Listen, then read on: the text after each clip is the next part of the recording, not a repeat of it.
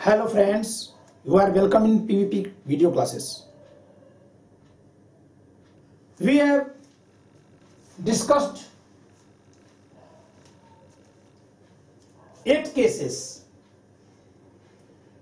on this very point, causing death by second act, which has been done believing that the death has been already caused by accused first act, having intention to fabricate or destroy the evidences. Then what would be the liability of the accused person who causes death by his second act? मित्रों, हम लोगों ने अभी 8 विभिन्न केसों पर चर्चा की है कि जब किसी अभियुक्त के पहले ही कार्य से मृत्यु हो गई, पहला कार्य किया और मृत्यु नहीं हुई, लेकिन वो यह समझता है कि मृत्यु हो चुकी है और साक्ष्य मिटाने के आशय से, साक्ष्य को नष्ट करने के आशय से वह जो दूसरा कार्य करता है उससे मृत्यु हो जाती है। ऐसी अवस्था में उस मृत्यु के लिए उसका दायित्व क्या होगा? मैंने कहा था कि मैं अपने विचार को बताने के लिए चार्ट का सहारा लूंगा। I have made this chart. Okay, to understand this chart, primarily you have to look at this line.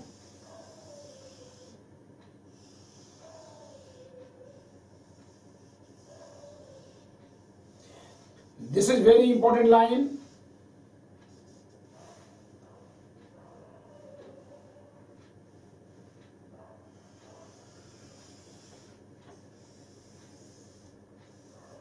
Okay, this is nature of first act.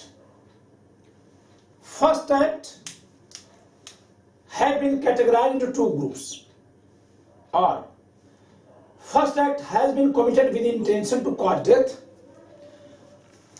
or it has been committed with intention to cause a bodily injury. पहला जो कार्य किया गया था वह शारीरिक क्षति कारित करने के आशय से किया गया था या कि मृत्यु कारित करने के आशय से।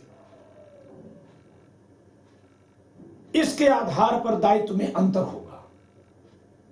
इसके आधार पर फिर देखा जाएगा कि दूसरा कार्य कैसा था। 3 तरह की अवस्थाएं बनेगी। उसी तरह से दूसरे प्रकार का कार्य, जबकि पहला कार्य मृत्यु कारित करने के आशय से नहीं किया गया था, शारीरिक क्षति कारित करने के आशय से किया गया था। As it was in Palani Gounden case, Palani Gounden के मामले में जिसमें पति ने फाल फेंक कर अपनी पत्नी को घायल कर दिया और मरा हुआ समझकर उसे सुसाइड दिखाने के लिए हैंग कर दिया था, ये वाला। और नन्हू वाला केस, खंडू का केस, जिसमें कि वो मार ही डालना चाहता था पहले आशय में, पहले कार्य में। तो ये दोनों ही अलग अलग हैं, ठीक है। खंडू वाला नहीं, सॉरी,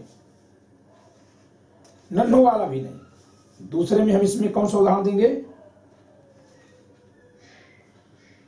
निंगराज दास का केस इसमें आएगा, ठीक है। मारने का प्रयास किया था।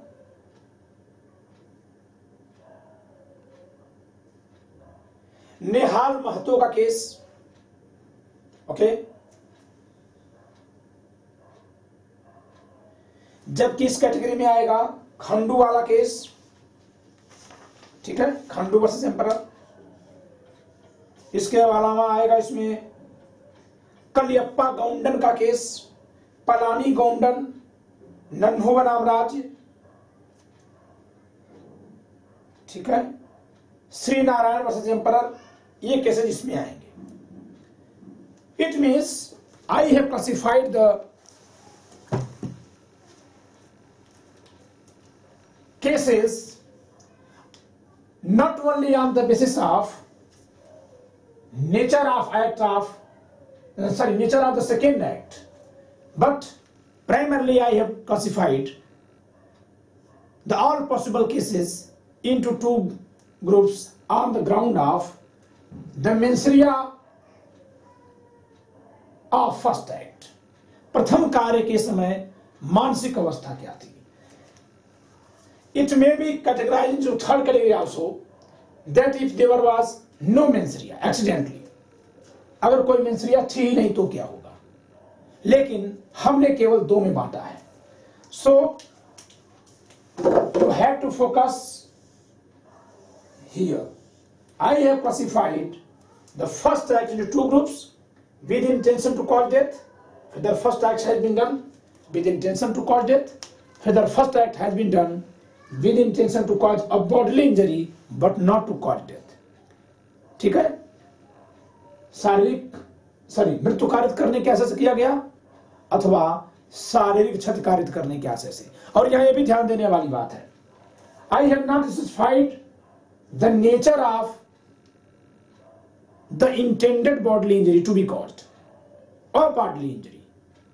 It means it may be likely to cause death, may not be likely to cause death. ठीक है, तो हम इसने यहां इसको ओपन छोड़ दिया है. ओके, इसके ग्राउंड पे यहां डिफरेंसेस आएंगे. After being acquainted with this part of chart, you should have to look at this point.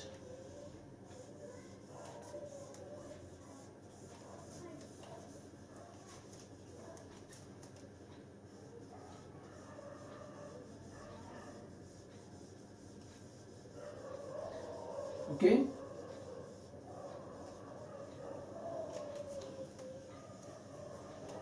this point, this is nature of second act. Okay, nature of second act has been primarily classified into two groups, A or B.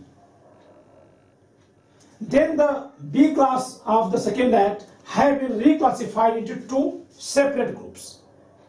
So the liability have been classified into first three classes and the other three classes. Okay, it means all the death caused by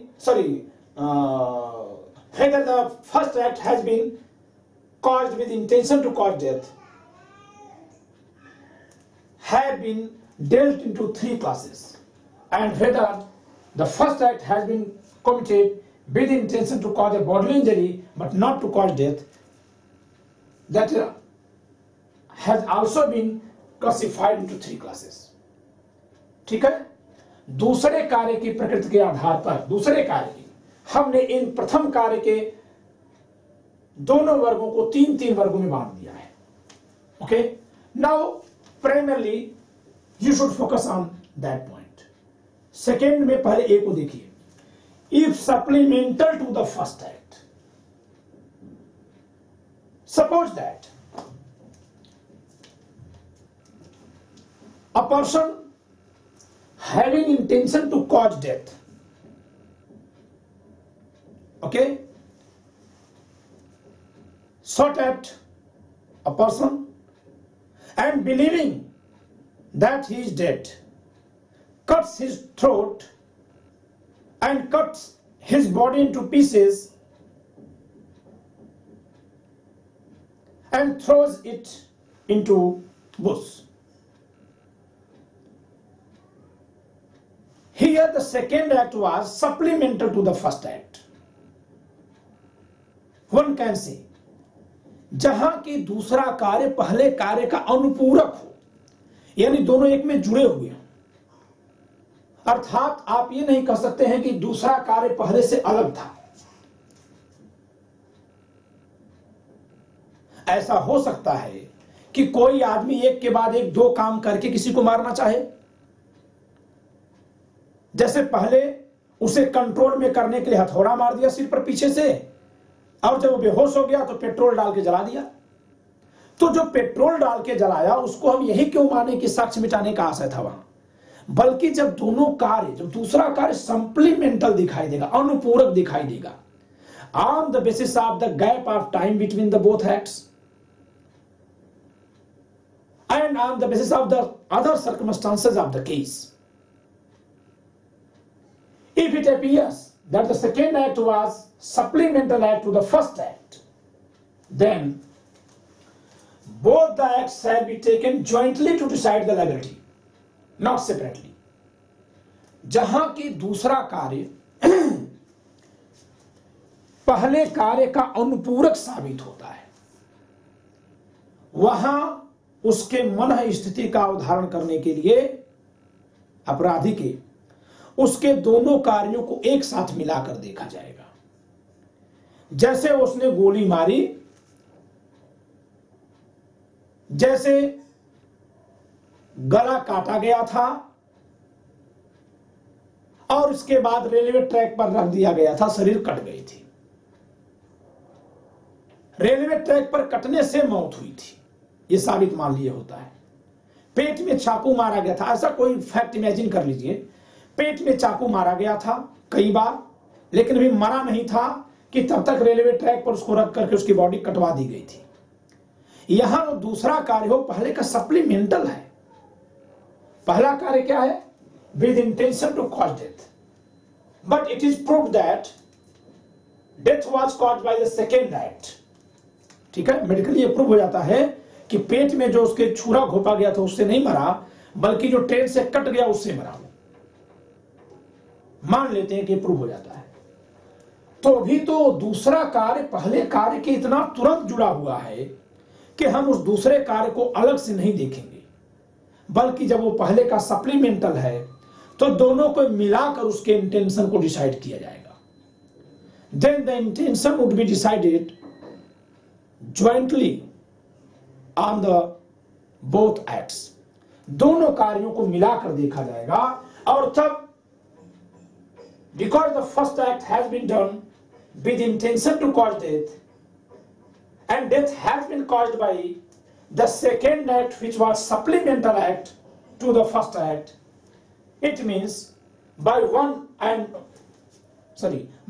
after one two acts the accused has fulfilled his intention to cause death of the deceased person, so he would be held liable for first category of murder. यहां पर उसे प्रथम प्रकार की मृत्यु के लिए, हत्या के लिए दायी ठहराया जाएगा। अगर यह साबित हो जाता है कि, अब मैं यहां पर आपको और भी कई उदाहरण देता हूं, जैसे कि तमाम ऐसे उदाहरण हैं कि उसने अपनी पत्नी को लाठी से मारा, that accused blowed club on his wife and when she becomes unconscious, believing that she is dead, burns her body to destroy the evidences. Within very short gap of time. Okay? Though the accused claims that she has burned her body, believing that she is dead, and just to have an intention to destroy or fabricate the evidences, but court shouldn't believe on this argument. Suppose that if a mother, being irritated from any activity of his child, just about 9 or 10 years, kicked the baby child to give him a lesson and to resolve her irritation. But due to that defect, child becomes unconscious. Then, can you imagine that when she believes that because of her act her child is dead, then she will take any step to just fabricate the evidences? Never. It is not possible. If just after blowing a club, just after slapping, appearing that she is dead, because that was wife, burning her body, hanging her neck from her neck, means it is clear that he has done the second act as supplemental to the first act with intention to kill her. Because if a person has to give just a lesson by slapping, by blowing a club, then how it is possible that just believing that she is dead, he is dead, he will take an step to burn her body, to cut her body, if he has done the first act just with intention to cause a bodily injury,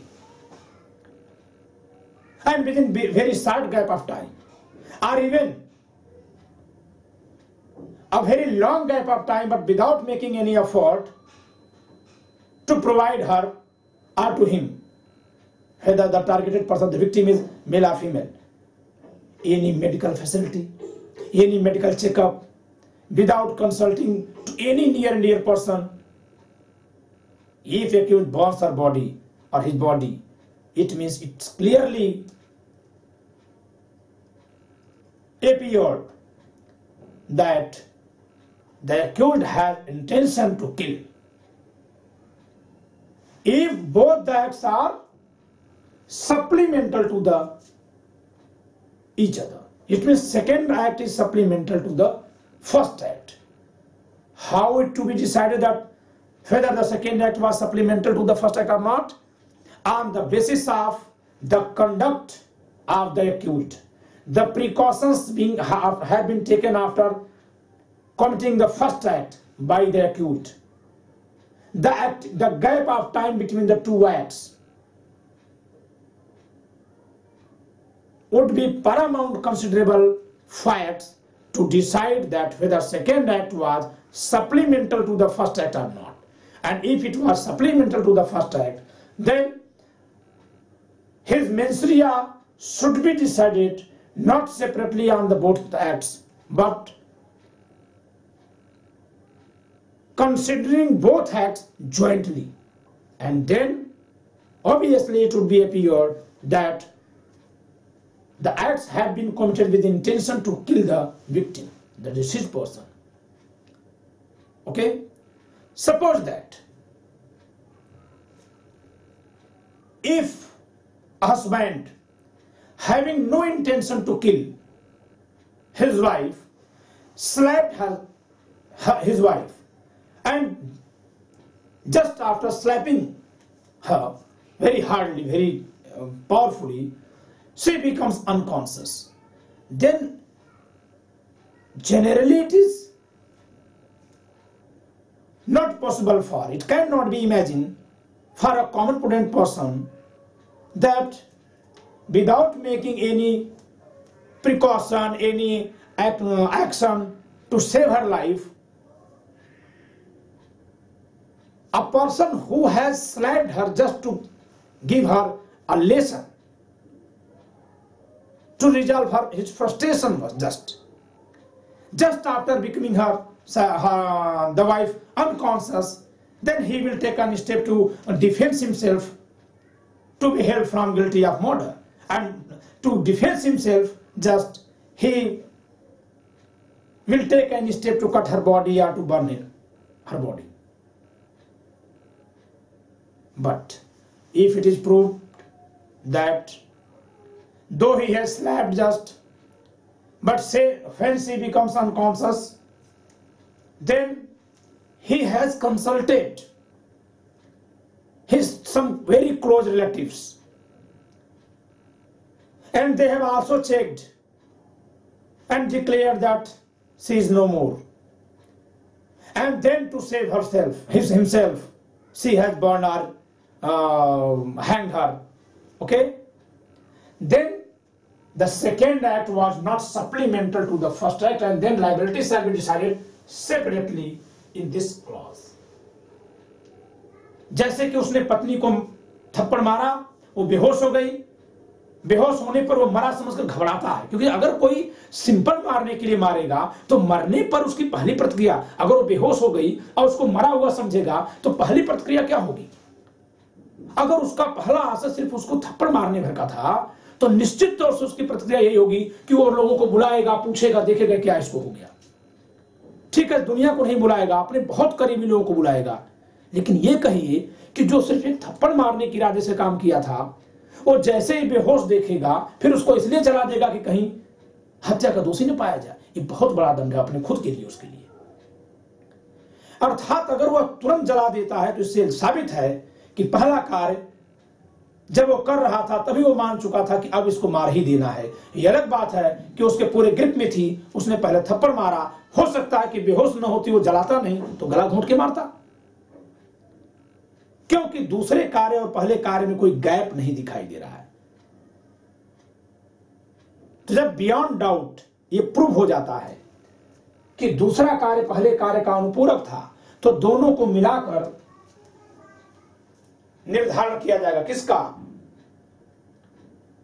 मानसिक अवस्था का। और तब अगर पहला कार्य मृत्यु कारित करने के आशय से था फिर तो कोई डाउट ही नहीं है। अगर पहला कार्य मृत्यु कारित करने के आशय से था, जैसे पहले गोली मारी गई, गोली यहां लगी है, अभी मरा नहीं है और तब तक उसकी शरीर काट दी गई, तो पहला अगर मृत्यु कारित करने के आशय से था और दूसरा सप्लीमेंटल है, तो फिर तो वह दूसरा कार्य करते समय यह मान रहा था कि मरा है कि जिंदा, इसका कोई बचाव उसे नहीं मिलना चाहिए, और तब उसे प्रथम प्रकार की हत्या के लिए दायी ठहराया जाना ही चाहिए।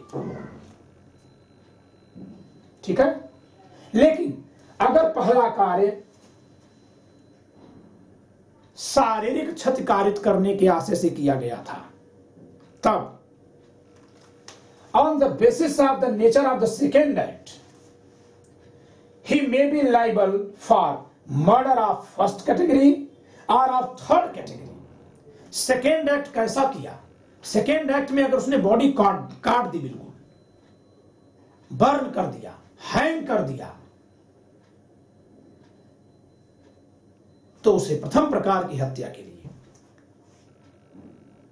मैं फिर से कहूंगा, लेकिन ये कब? जबकि ये प्रूव हो जाता है कि दूसरा कार्य पहले का अनुपूरक है, सप्लीमेंटली है, सप्लीमेंटल है। ये कैसे होगा? बहुत सारी सिचुएशंस प्रूव करनी पड़ेगी, जैसे मोटिव प्रूव करना पड़ेगा, कंडक्ट प्रूव करना पड़ेगा, अकेजन प्रूव करना पड़ेगा। ये तमाम सेक्शन 7, 6, 8, 9 के इंडियन एविडेंस एक्ट के तमाम रिलेवेंट फैक्ट से प्रूव करना पड़ेगा that the second act was supplemental to the first act. Suppose करिए कि एक आदमी अवैध संबंधों में है, a person being in illicit relation, suffering from objections raised by her wife, his wife, अपनी पत्नी के आपत्ति से परेशान है, okay, and it is proved that he has done very serious cruelty against her wife several times, okay, तो कई बार अपनी पत्नी के खिलाफ चरम क्रूरता किया हुआ है, ये भी प्रूव हो जाता है। And on that issue if his wife objects once again, then he slapped hardly and just after becoming her unconscious burns her body, and he claims as defense that when he burns her body he was in belief that she was dead. Should benefit of mistake of fact to be given him? Can you imagine that the second act was not supplemental to the first act? Okay, change the role, change the two persons. He was not husband but he was father, and she was not wife, she was his young male child. और इसको इसने किसी बात पे मारा है, क्या इसको जला देगा बेहोश हो जाने पर? अगर इसने तुरंत जला दिया, और प्रीवियस कनेक्ट भी इशारा करते हैं that he is not interesting in her, यानी उसको रास्ते से हटाना चाहता ही था, उस दिन मौका मिल गया, जला भी दिया। तो ऐसे में दोनों कार्य को एक साथ मिला के देखा जाएगा। और क्योंकि पहला कार्य, ये प्रूव होता है कि पहला कार्य क्या स्लैपिंग है, तो पहला कार्य केवल स्लैपिंग है, लेकिन दूसरा बर्न कर दिया, तो दूसरे कार्य के बेसिस पर यह माना जाएगा that he has done the whole act with intention to kill her, कि उसने उसको मार डालने का ऐसा कार्य किया, इस नाते प्रथम प्रकार की हत्या है। लेकिन दूसरा वो क्या करता है, वो उसको छत पर से ढकेल देता है ताकि साक्ष्य खत्म हो जाए। तो it is so imminently dangerous that it is sufficient to cause death in ordinary course of nature. साक्ष्य मिटाने वाला जो दूसरा कार्य है, अगर वह हर कीमत पर मार ही डालने वाला है, तब तो उसको फर्स्ट कैटेगरी के मर्डर के लिए, क्योंकि इंटेंशन पहले से जुड़ जाएगा। अगर वो प्रकृति के मामले में कर्म मृत्यु के लिए पर्याप्त है, तो थर्ड कैटेगरी के मर्डर के लिए, और अगर उससे मृत्यु केवल संभाव्य है, ठीक है, as it likely to cause death, तो second category of culpable homicide के लिए लाइबल ठहराया जा सकता है, because the first act has been done just with intention to cause a bodily injury. ठीक है,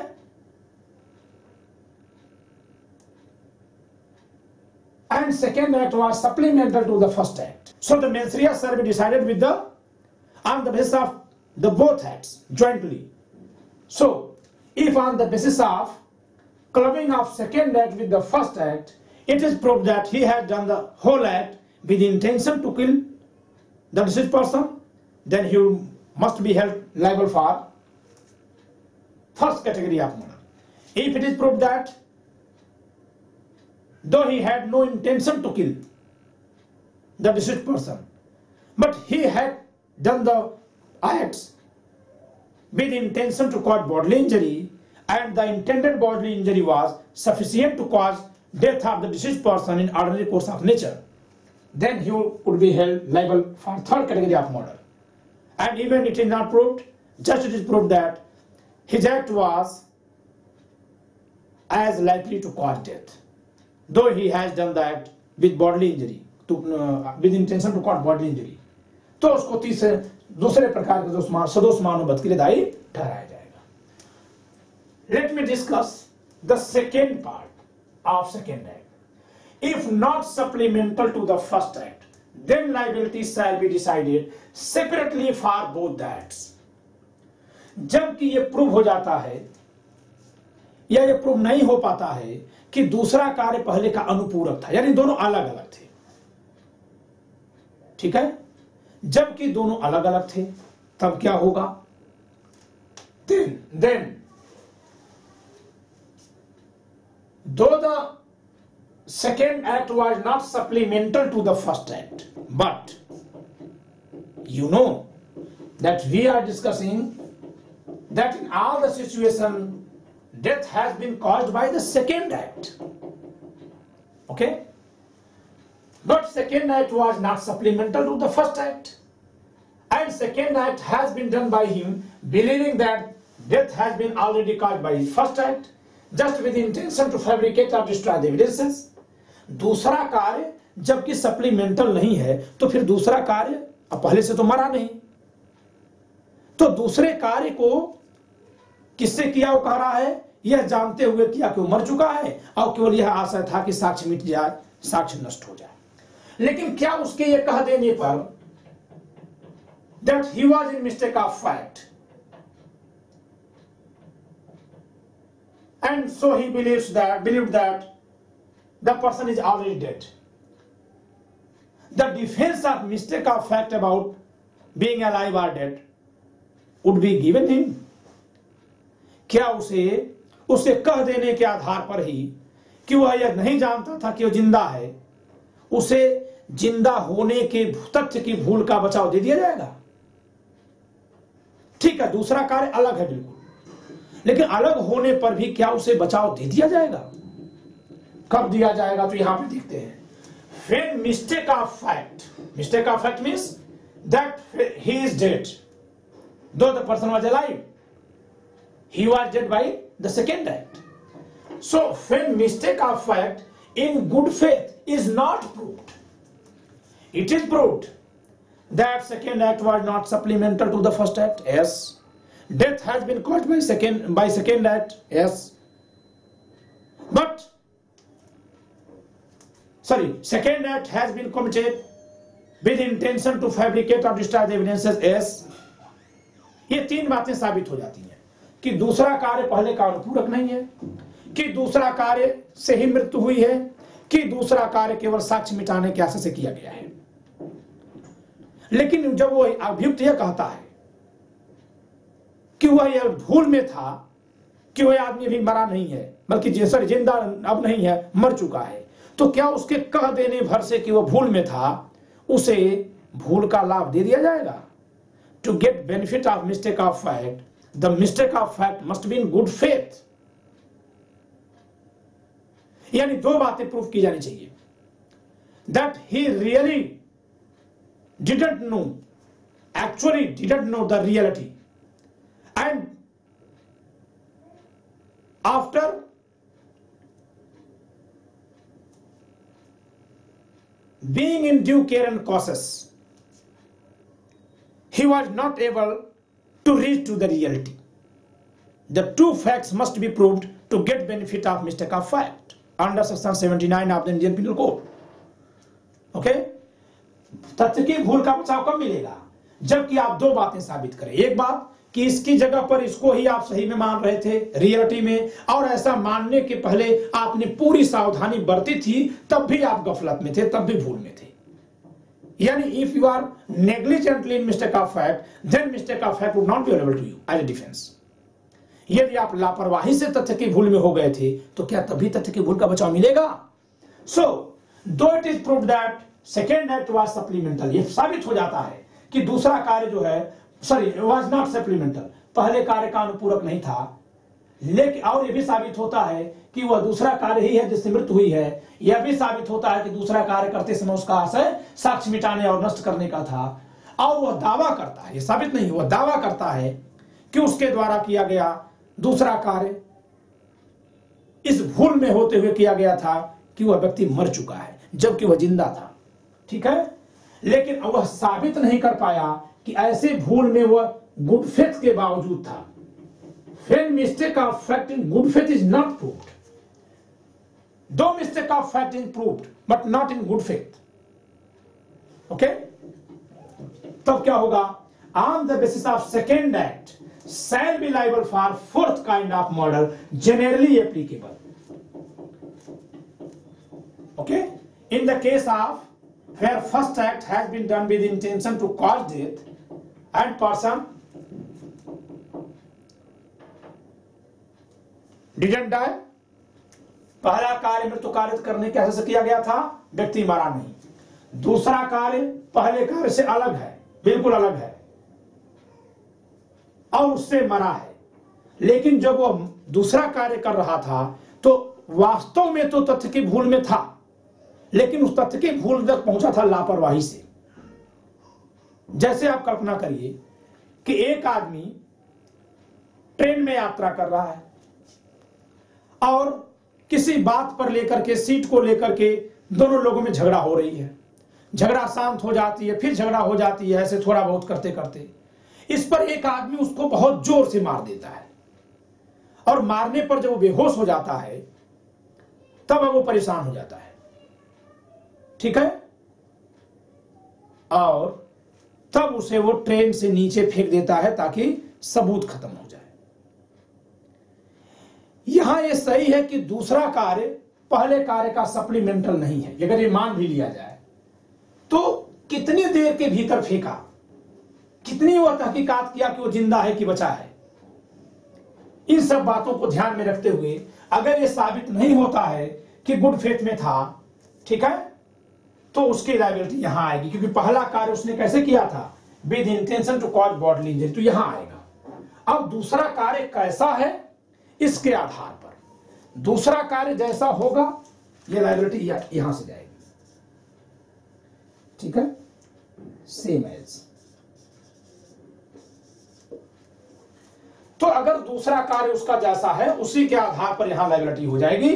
पहले कार्य को केवल अटेम्प्ट तक मानेंगे। अटेम्प्ट का मतलब वहां अगर पंच केवल किया है तो कॉजिंग सिंपल हर्ट पहले ग्राउंड पे, और दूसरे कार्य का नेचर देखा जाएगा। जैसे चलती ट्रेन से फेंक देने से ऑर्डिनरी कोर्स ऑफ नेचर में सफिशिएंट है कि आदमी मर जाएगा, बच भी सकता है, यानी इंटेंशन टू किल तो नहीं होगा, लेकिन बच ऑर्डिनरी कोर्स ऑफ नेचर में तो third kind of murder liable होगा, जैसा कि दूसरा कार्य उसने किया है। ठीक है। लेकिन अगर उसने उस आदमी की बॉडी को काट दिया है, ठीक है, उसकी बॉडी को उसने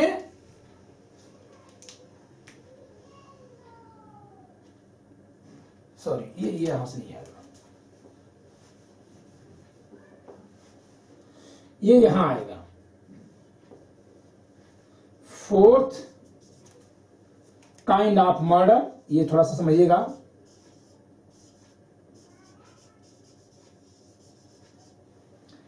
और थर्ड काइंड ऑफ ये आएगा कल्पेबल होमिसाइड, इस मामले में इससे नहीं। ठीक है, क्योंकि अगर वो ट्रेन से केवल ढकेल दिया तो मृत्यु की संभावना का ज्ञान है, और उसकी बॉडी काट दिया तो जिस समय बॉडी काट रहा था उस समय वह क्या कह रहा है कि वो तथ्य की भूल में था, लेकिन तथ्य की भूल सद्भाव में नहीं थी, इस नाते तथ्य की भूल का बचाव नहीं देंगे। तथ्य की भूल का जब बचाव नहीं देंगे तो उसकी अवस्था क्या मानी जाएगी?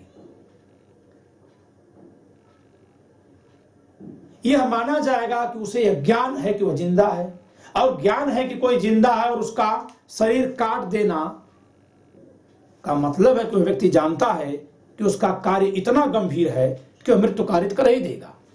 तो ऐसे में और चौथे प्रकार की हत्या के लिए, क्यों चौथे प्रकार की हत्या के लिए, क्यों नहीं पहले प्रकार के लिए?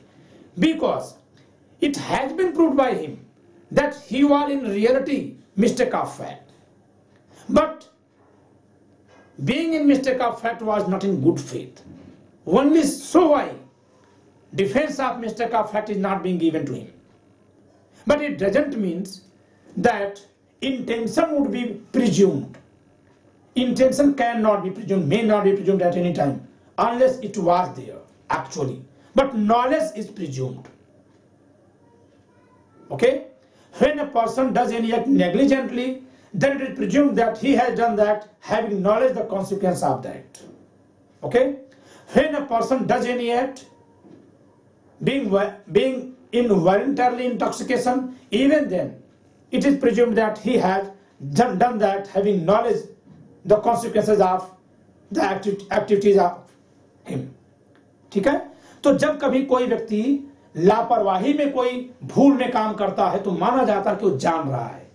जब कोई व्यक्ति स्वैच्छिक मतता में होकर काम करता है और वास्तव में मतता में है तो उसकी अवस्था वैसे ही रखी जाती है जैसे कि उसका ज्ञान था, लेकिन आशय कभी कल्पना में नहीं लाया जाता। So intention can not be presumed any time. Okay, so if he has done the first act just with intention to cause a bodily injury, then on the basis of second act, okay,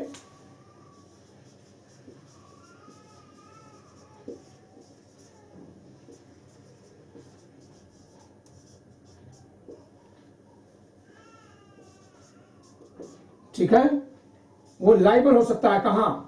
second act अगर ऐसा burn कर देने का है, burn कर देने का है, बॉडी को काट देने का है, ट्रेन के ट्रैक के नीचे उछल देने का है, तो ये सब क्या है? फोर्थ कैटेगरी का मर्डर होगा। लेकिन अगर उसको कहीं झाड़ी में फेंक दिया और वहां जानवर खा गए क्योंकि अनकॉन्शियस था, उनके खाने से मर गया, तो third kind of culpable homicide में, यानी जितनी ज्यादा प्रोबेबिलिटी डेथ की होगी, ज्यादा प्रोबेबिलिटी है तो फोर्थ कैटेगरी ऑफ मर्डर होगा, कम प्रोबेबिलिटी है तो third kind of culpable homicide not amounting to murder होगा। क्यों? उसका रीजन क्या है? क्योंकि उसको गुड फेथ में उसने मिस्टेक नहीं की थी, इस नाते उसको यह लाभ नहीं दिया जाएगा कि वह इस अवस्था में था कि वह जो कर रहा है जिस व्यक्ति के प्रति वो मर चुका है, इसका लाभ उसे नहीं दिया जाएगा। लेकिन अगर वो प्रूफ कर देता है that when mistake of fact in good faith is proved, it means first act has been committed with intention to cause death or with intention to cause a bodily injury. Second act was not supplemental to the first act, and it is proved that he has done the second act believing in good faith that person was dead, and by doing the second act he causes death of the person. Though he has done the first act with intention to cause death, but he has committed death by his second act, and second act was not supplementary of the first act, so liability shall be decided separately. Okay, and he done the second act believing in good faith that the person is dead, in good faith. Okay, अब यहां देखते हैं, then shall be liable for on the basis of his first act under section 307 because he had done the first act with intention to cause death, but death was not caused by that act, so he would be liable for attempt to murder. And second act was totally separate and has been done in being mistake of fact in good faith, so here the defense of mistake shall be given to him, and then he would be liable for just destroying or fabricating the evidences. Okay, under section 201 of the Indian Penal Code. But you have to care here 2 points: generally applicable, exceptionally applicable only. I have marked as, मैंने यहां एक चिन्हित किया है कि यह सामान्यतः लागू होगा और यह अपवादिक तौर पर लागू होगा। इसका क्या अर्थ है? तो यहां बहुत नोटेबल बात है मेरे द्वारा जो बताई जाएगी। If once it is proved that the first act has been committed with intention to cause death, and it is also proved that death was not caused by first act, death was caused by the second act, and second act was not supplemental to the first act. Write down the points. Okay, first point is first act has been committed with intention to kill him. पहला कार्य मृत्यु कारित करने के आशय से किया गया, यानी हम इसकी बात कर रहे हैं, इसी में हमने इसको लिखा है, नीचे ये नहीं लिखा हुआ है, ध्यान दीजिएगा इस बात को. You have to carry it that the marked points have been inserted by me just in these 2 points, which are related with the first act, which is committed with the intention to cause death, but not with this kind of first act. इस प्रकार के पहले कार्य के साथ नहीं जोड़ा गया है. तो जरा देखिएगा कि जब यह साबित हो जाता है कि पहला कार्य मृत्यु के आशय से किया गया था लेकिन उससे मृत्यु कारित नहीं हुई थी, 2 बातें. दूसरा कार्य पहले कार्य का सप्लीमेंटल नहीं था, अलग था बिल्कुल. मृत्यु दूसरे कार्य से हुई थी. दूसरा कार्य साक्ष्य मिटाने के आशय से किया गया था.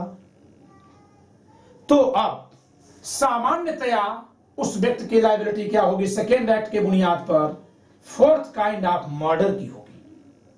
आपवादिक तौर पर उसकी जिम्मेदारी फर्स्ट एक्ट के आधार पर हत्या के प्रयत्न और दूसरे एक्ट के आधार पर साक्ष्य मिटाने की होगी. यह अपवादिक बात है. अब इसका कारण क्या है? If once it is proved that a person has done first act with intention to kill the deceased person,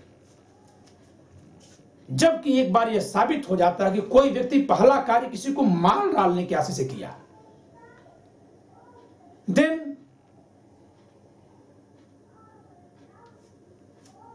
generally believing that he has committed the second act just after being assured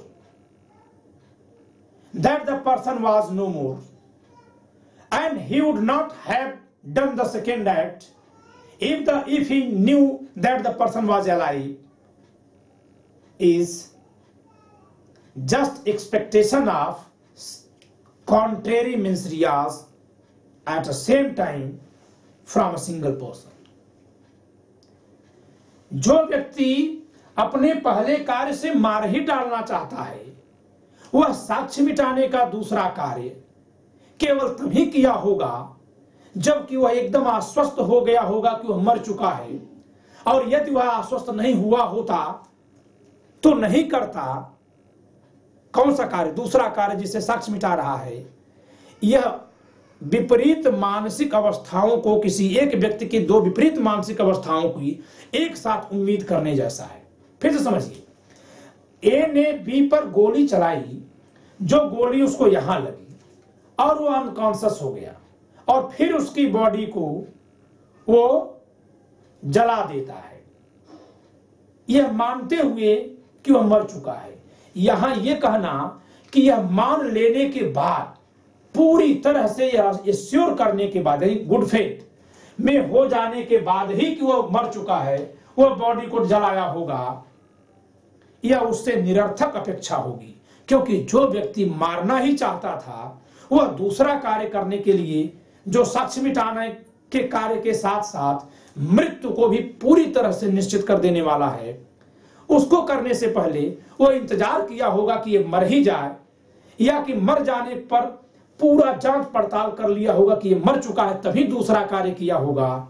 यह अत्यंत हास्यास्पद है इस प्रकार की उससे उम्मीद करना। यानी वह मृत्यु के भ्रम पर सद्भाव में हुआ होगा, सम्यक सतर्कता सावधानी बरतने के बाद जब यह जान लिया होगा कि मर गया है, तभी दूसरा कार्य किया होगा।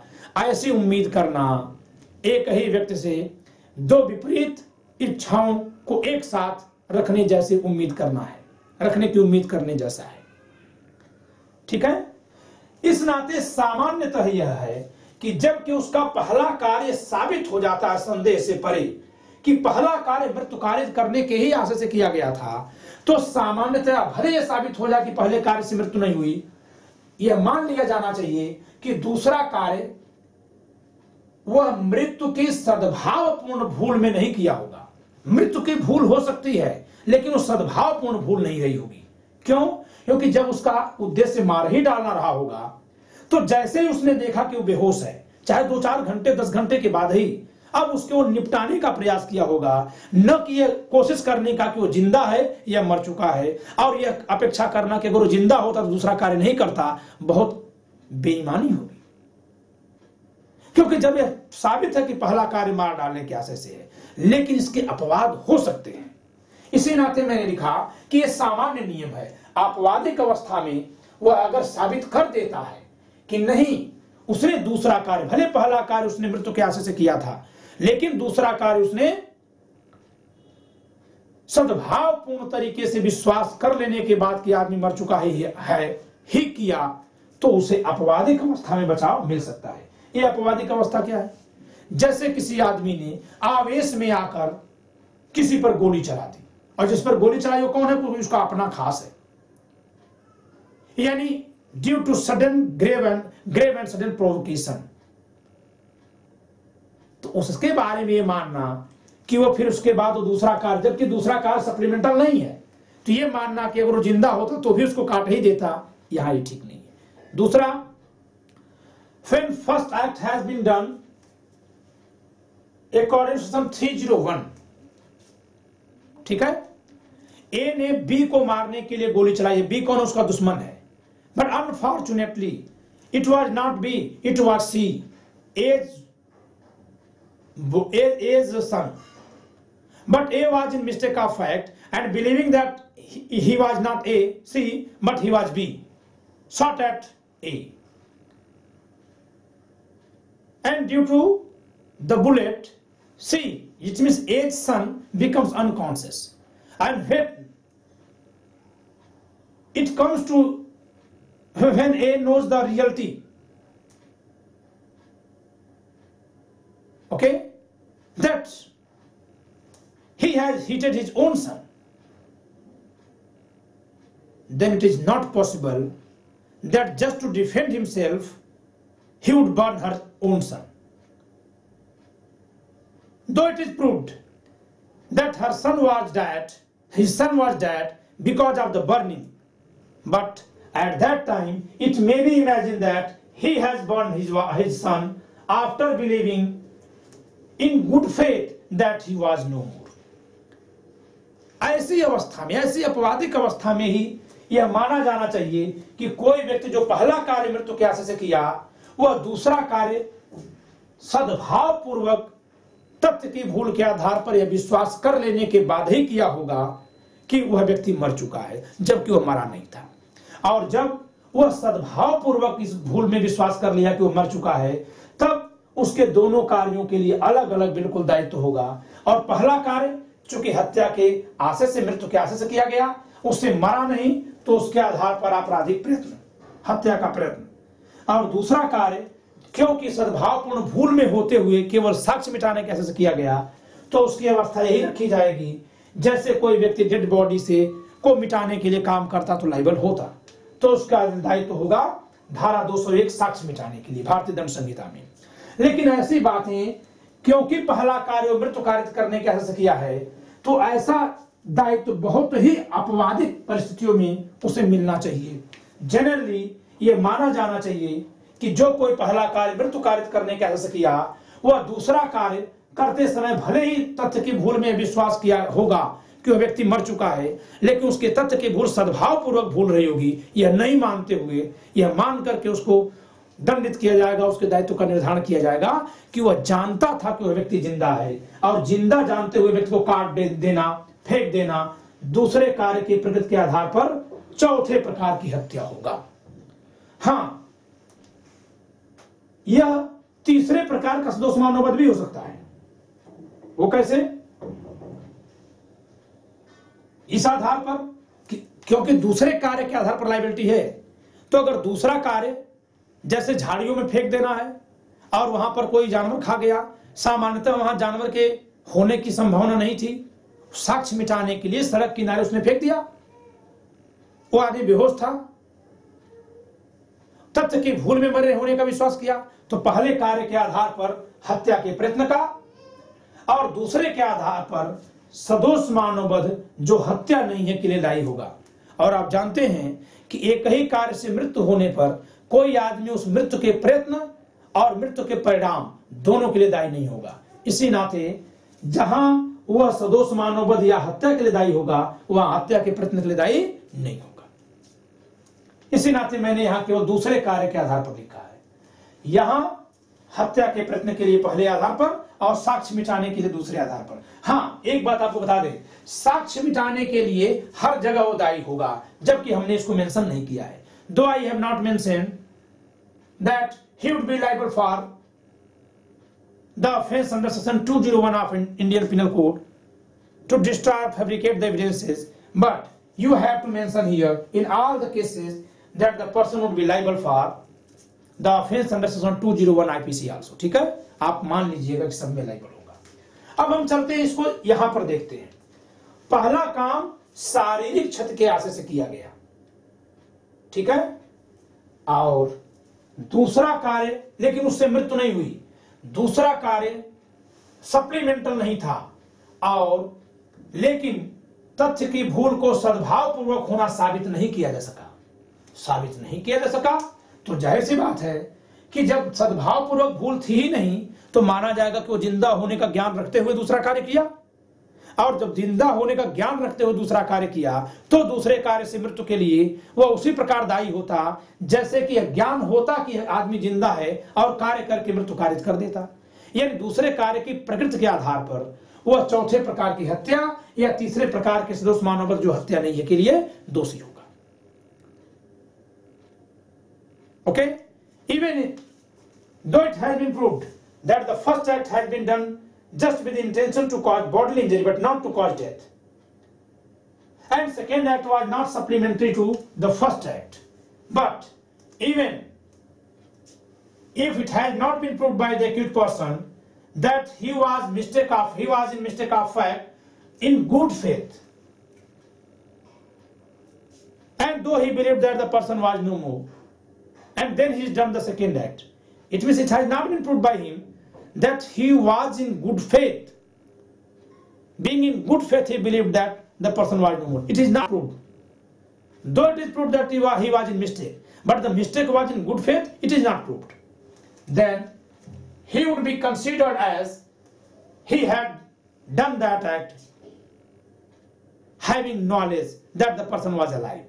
And then his liabilities shall be decided on that basis that he would have done the act having knowledge that the person is alive, okay, then if he done that act and caused death of any person, obviously he would be held liable on the basis of nature of that second act for fourth category of murder or third category of culpable homicide not amounting to murder. Okay? Now come on this point. If he proves that he was in mistake of fact and the mistake of fact was in good faith, then the benefit of mistake of fact shall be given to him for his second act. And then on the basis of his first act, on the basis of nature of first act, okay, he may be held liable either for attempt to murder because he has done that with intention to cause such bodily injury as it likely to cause death and was sufficient in ordinary course of nature to cause death. Then because death has not been caused by the first act, then he may have be held liable for attempt to murder. He has done first act having intention to cause such bodily injury as is likely to cause death, but it was not sufficient in ordinary course of nature to cause death of that person. Then he may be held liable for attempt to culpable homicide not amounting to murder, Ordinance versus 308. If it is proved that the intended injury was not as likely to cause death, okay, but it was just of grievous hurt, nature of grievous hurt, then he may have been held liable for grievous hurt under section 325. And if it is proved that the intended bodily injury was just of simple nature, it was just sufficient to cause simple hurt but not to grievous hurt, then he may be held liable for voluntarily causing simple hurt under section 323.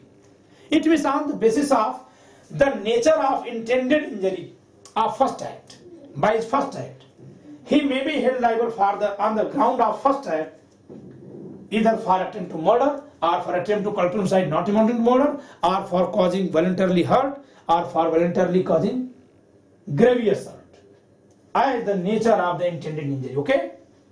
And on the basis of second act, he would be held liable for destroying or fabricating of evidences under section 201 of the Indian Penal Code. ठीक है?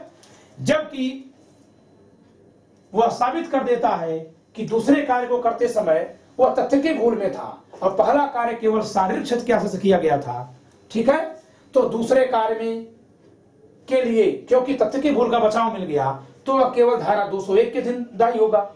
और पहले कार्य से मृत्यु तो हुई नहीं, लेकिन पहले कार्य का आशय मृत्यु कारित करने का नहीं था, फिर भी शारीरिक क्षति कारित करने का था।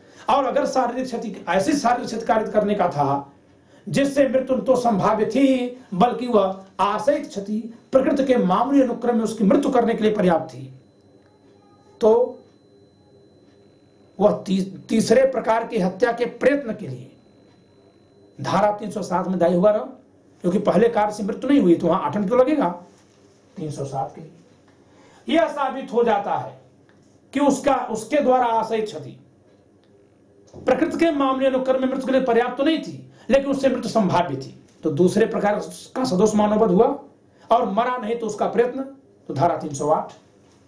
तो या तो ये यह साबित हो जाता है कि वह शारीरिक क्षति का आशय तो रखता था और वह शारीरिक क्षति गंभीर प्रकार की थी जो आशयिक थी, किंतु उससे मृत्यु संभाव्य तो नहीं थी, तो वह केवल घोर उपहत के लिए दायी होगा।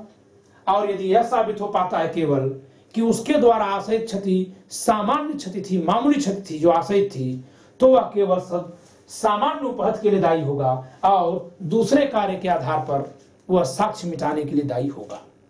So, according to me, what I have thought, what kind of principles I have imagined, I have described this chart, okay, to decide the liability of a person who has caused death by his second act, what he has done with the intention to fabricate or destroy the evidences, and believing that the person has been already died because of his first act, whether the first act has been committed either with intention to cause death of the person or with intention to cause bodily injury of that person.